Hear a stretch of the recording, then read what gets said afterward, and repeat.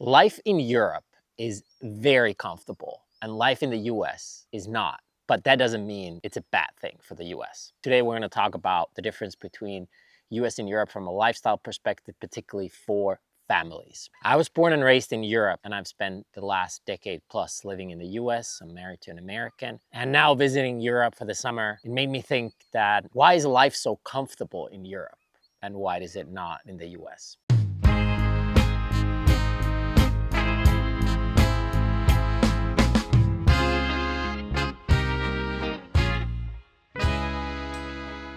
So hey, if you're new to the channel, my name is Tero.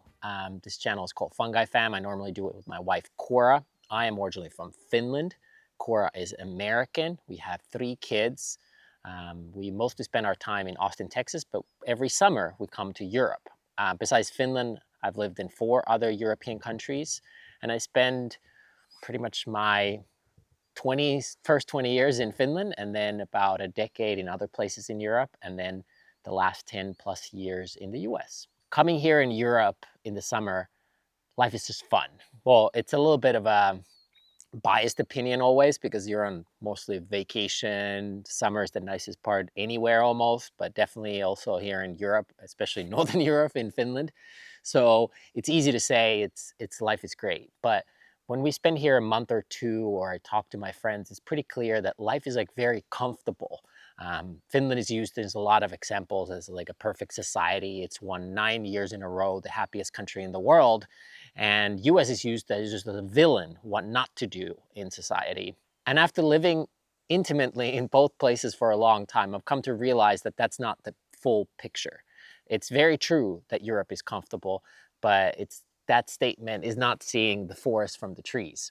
So what do I mean with that is that Finland is very comfortable, for example. There is free education for everybody. There's actually even allowance to go to school. So not only education is free, you get money from the government to support education. You can't really be homeless. Like nobody here is homeless unless you really, really, really want to be. Otherwise, the government is going to give you at least a free place and some money for food. Even if you're working, you have a lot of vacation. Well, not a lot for Europeans, but a lot for compared to Americans. Americans are lucky to get 10 days of PTO, and here it's like 23 or something like that, the average, but definitely at least 20, and some have like 30 days, right? So 6 weeks.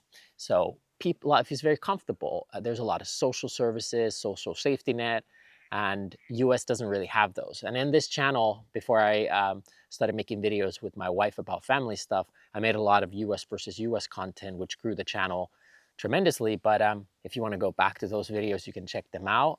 Maybe I'll link a few of them below. But I think what the key thing is that if you're comfortable for too long, it's bad for the human soul. Like, we want to be comfortable. When I was a kid, my mom, who taught physiology and anatomy, she taught that the main goal of any organism is to survive. And after surviving, we conserve energy. So if you're not in survival mode at all, you're just conserving energy a lot, you cut fat. So unless you challenge yourself with difficult things, and you eat whatever you want to eat, you're going to overeat and become fat. And I think that energetically happens. Finland used to be one of the poorest countries in Europe, and especially since early 90s, it's had a huge economic boom, and now salaries are 10, 20% higher than the European average. And we were told when we were kids that we're a hardworking nation. There's this thing called sisu. It's this gutsy feeling that Finns have. And I definitely I saw it with my grandparents, and I see it with my parents to a point. I don't see it with my generation at all.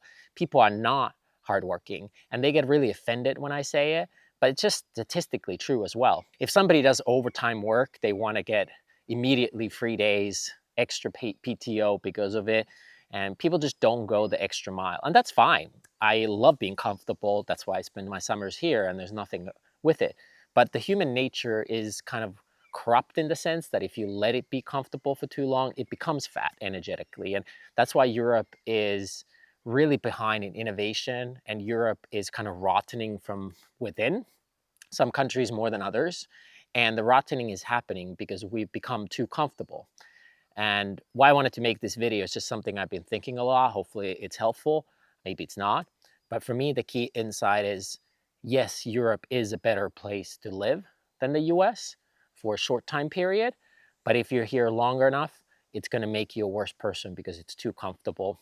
We need that uncomfort, particularly in the US, in larger cities or larger states. I think I saw this a little bit. I lived 5, 6 years in LA, and I saw some people in Southern California be too comfortable for too long, and you could see it starts to rot in their soul. I think it's going to eventually maybe happen with the US as well. But right now, living in maybe a third world country or a place like US, which life is not easy, is actually better for someone. And at least when you're in your 20s, 30s, maybe 40s, you could argue that once you're in retirement age, you want the opposite. And that's why retiring in Europe makes a lot of sense. But then building your career in the place like US or somewhere in the global South, emerging South markets, I think makes more sense. And the same with kids is that if the kids are comfortable from day one, they're not challenged, I think it's bad. But then if you challenge them too hard, too early with grades and stuff, that's also bad. So like finding the balance where early on you let them play and explore, but that at some point, pushing them to give them their best, I think it's important.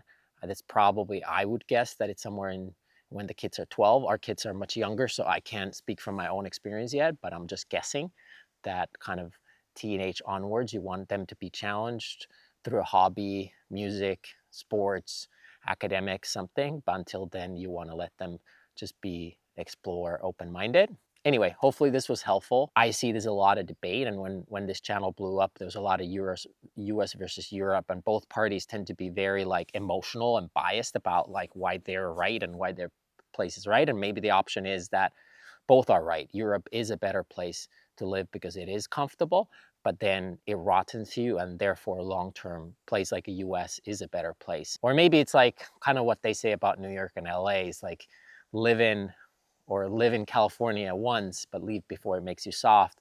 Live in New York once, but leave before it makes you too hard. Maybe that's true also for the US and Europe. Well, thanks for listening. I want to thank Four Sigmatic for sponsoring this episode and the high production quality and editing of this show. So Four Sigmatic is the original mushroom coffee brand. If you're interested in health and wellness products, they make a lot of amazing products, particularly if you like coffee or tea.